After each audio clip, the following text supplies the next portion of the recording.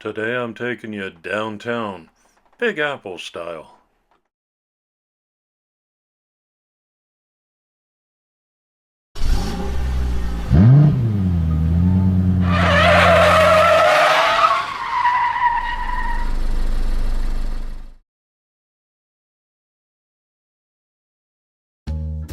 Hi everybody and a warm welcome back to MapleLeaf Customs in Switzerland.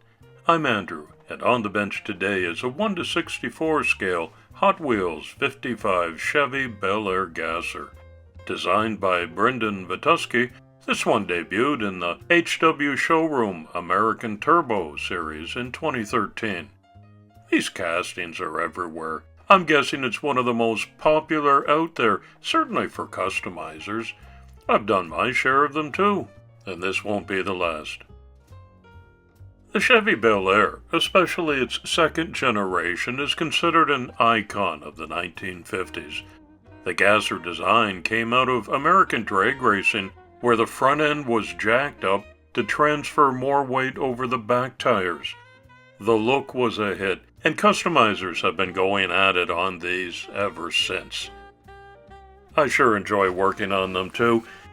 I've got a special theme and a special someone in mind for this project today. Get all coffeed up and settle in and see what I do with this Diecast classic. Off with the Triassic 5 violet and white paint scheme. It's never gonna look this pretty again, I'll promise you that. I didn't bother with a whole lot of bare metal detail today because it's not going to be a beautiful finish. I gave it a once over with a brass brush, but then it was nearly straight into degreaser and primer after that. It's going to be a kind of a rough one. But there's no guesswork involved in what's coming up soon on my channel. I've got a custom Mako shark by Topper Johnny Lightning. It'll be a resto mod. I'm going with a 1920 Ford Model T for Phase 3 of the super huge ginormous build-off, and on National Redline Day I found a pair of original 1968 silhouettes to restore. And at long last, my first Bluesmobile. I'm well overdue for that one. Give this video a thumbs up if you enjoyed this kind of content, and I'd sure be pleased if you'd hit the subscribe button while you're at it. That's the best way to help me out, and I appreciate it. The Bel Air is getting all masked up here, not totally, but you'll see the front fenders, the engine bay, and the two side doors are covered. What's exposed is going to get this Vallejo medium yellow application. I know you're already thinking taxi cab, and that would be a good guess. That might be part of the inspiration today. But you wouldn't win a prize for that guess.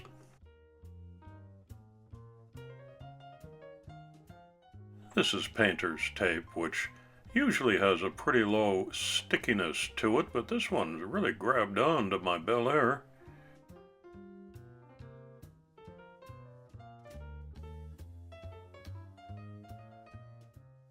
But everything's okay, and it looks like this.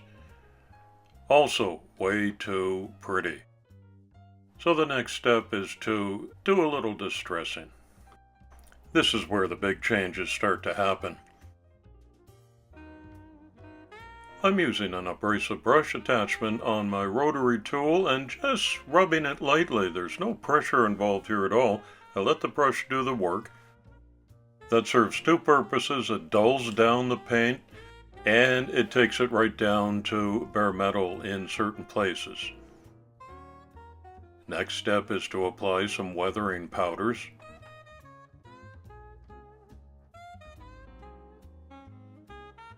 I don't consider this to be premature at this point. Normally it's the last thing that I do, but I want to start to get the vision of a real weathered out old Chevy.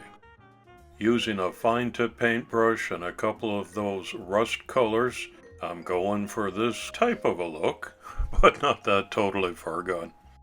Today's community shoutout goes to a YouTube channel that I enjoy so much. That's Mike Espo's Diecast Customs and More. Big Mike is not only a talented customizer, he's got a real variety of stuff going on over there. please follow the link in the description to find his channel. I'm sure he's a familiar name to most of you already, but if not, you can thank me later. I've started to lay down the decals that are going to give the Gasser its personality, starting with these angry Woody Woodpecker racer logos on both doors.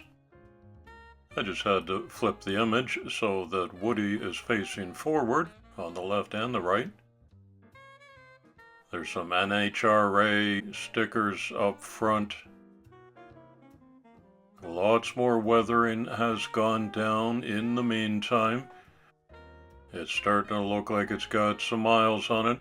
And here's the special touch. In the thumbnail picture, I tipped you off that this is a New York City edition. So there's Lady Liberty prominently displayed on the roof.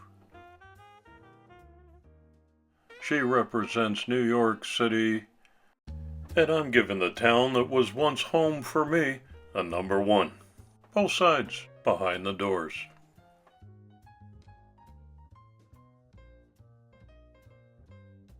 It's taking shape, but there's more to go. How about some hooker header signage on the trunk? If there's room for sponsors, these racers want to slap it on there. The city's so nice they named it twice was too long to fit on a license plate, so I wrote NYC 1.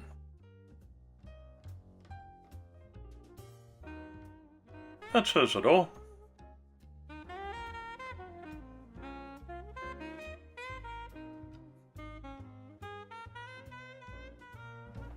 All chrome interiors and colored glass are two things that I'd like to write Hot Wheels HQ about. I'm going to do away with both of those. And I've got an engine swap lined up here.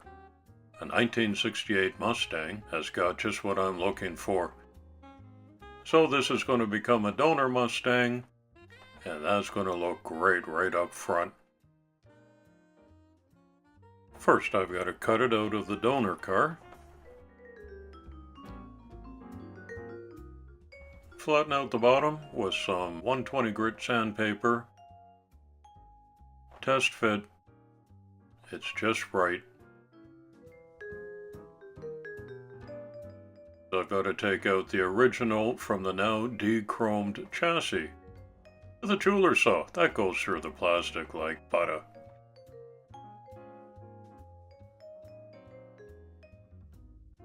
Right, nice upgrade. That'll be the last thing that goes in at reassembly time.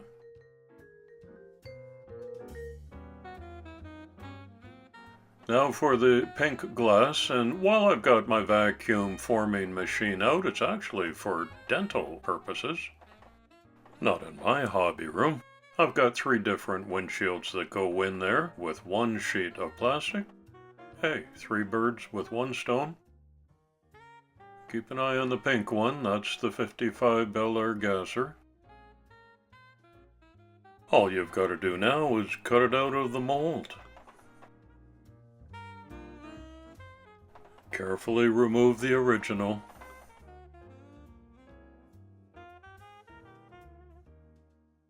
And then do some fine trimming of all the excess around those edges.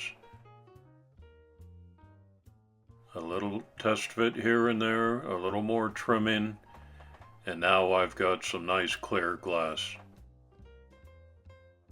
Right on. Time well spent.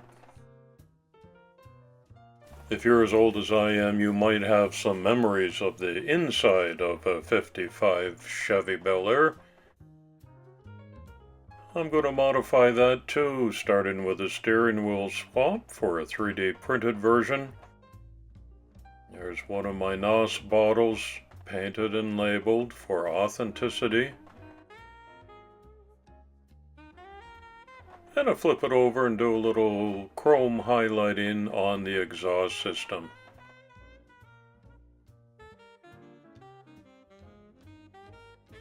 I'm taking off the original wheels. They're plastic. Staggered in size, I'm replacing them with these Samed wheels. They look so nice. It may be a rat rod racer, but it's got the very best in wheels to hustle down the drag strip. An MLC channel logo finishes off the undercarriage, and there's a glance at the newly fitted racing wheels. 12s in the back and 10s up front, real rubber now on all four corners. Can I encourage you to visit www.samedwheels.com. They're on Facebook and Instagram as well, and if you use the promo code MapleLeaf when you make your next order, they'll give you a special bonus gift in your delivery package. Because this is a racer, I'm adding a custom-made roll cage. That's pretty easy to do, and it looks the part if anyone peeks in through the side windows or the back glass. I'm ready to put everything together now. Here's a quick glance around the weathered, rusted, and deckled body. I gave that a matte clear coat finish. There's the custom interior with racing harnesses, NOS bottles, steering wheel, and a roll cage. The undercarriage got dressed up a little bit. There's the gas tank up front and some new Samed wheels. The last thing I'll do is drop in that 68 Mustang engine up front. Easy reassembly now.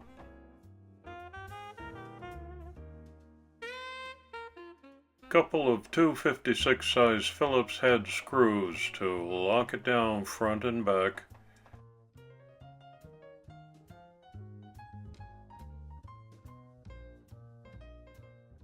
I always give the wheels a test. There's good freedom of motion on there. And it's a racer. I put the engine in with some epoxy glue. Let's have a closer look.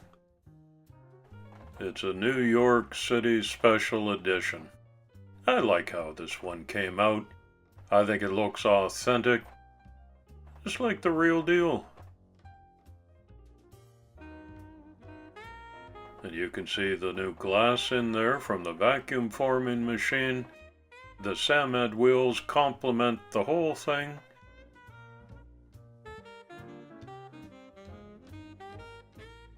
I re-chromed the front and the back bumpers too.